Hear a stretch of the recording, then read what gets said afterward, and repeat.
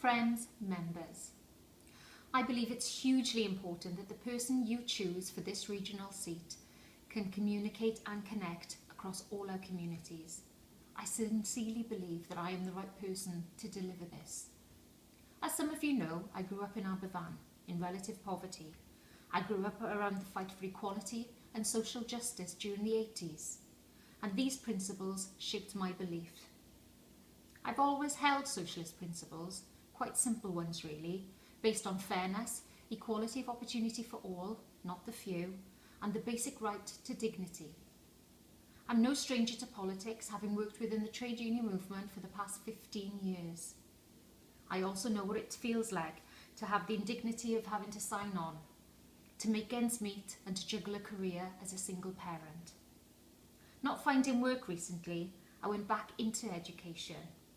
We are so lucky to be surrounded by good colleges and universities that demonstrates that Welsh Labour is the only party that will truly protect education from the foundation phase to the faculty halls. As a community campaigner, I've marched against austerity from the dark days of seeing our Remploy sites close to the impact of the most recent cuts. I've stood up to the racists and the sexists, campaigning alongside fantastic organisations such as Unite Against Fascism Wales, Stand Up to UKIP, and the Wales and Violence Against Women and Girls group.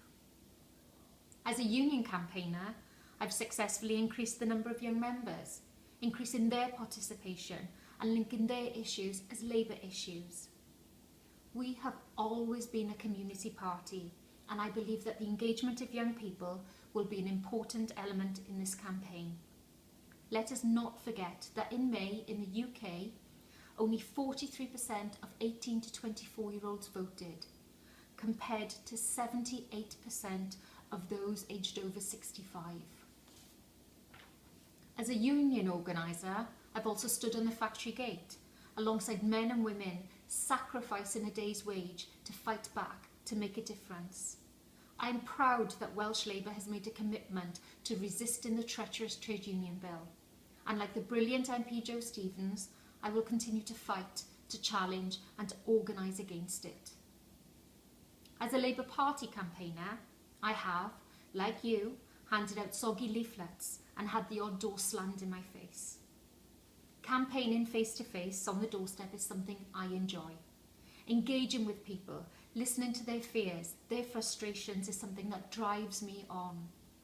If selected, I can promise you that I won't shy away from those closed doors.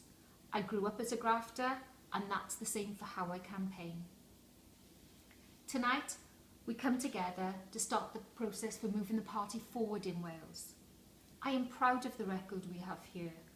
All of our achievements, whether it's the success of Jobs Growth Wales or the free school breakfasts, have been created in an environment of really tough times. But like you, I'm determined to work across the constituencies to tell our story, to prove that Welsh Labour is the only party to stand up and fight for everyone.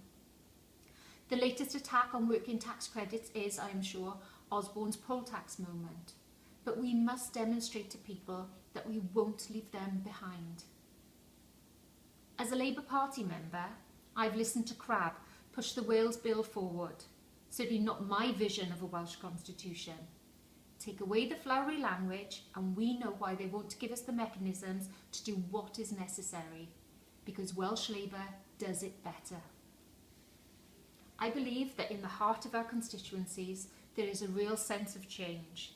This change is about embracing the new and returning members, of lending support to build, to grow, and I would be honoured to be an advocate of that change.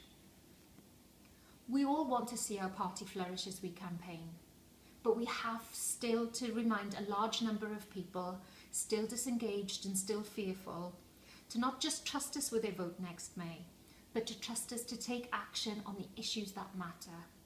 I want to help achieve this. I can be trusted to stand up for you, your neighbours and for Welsh Labour. Please lend me your support. Thank you.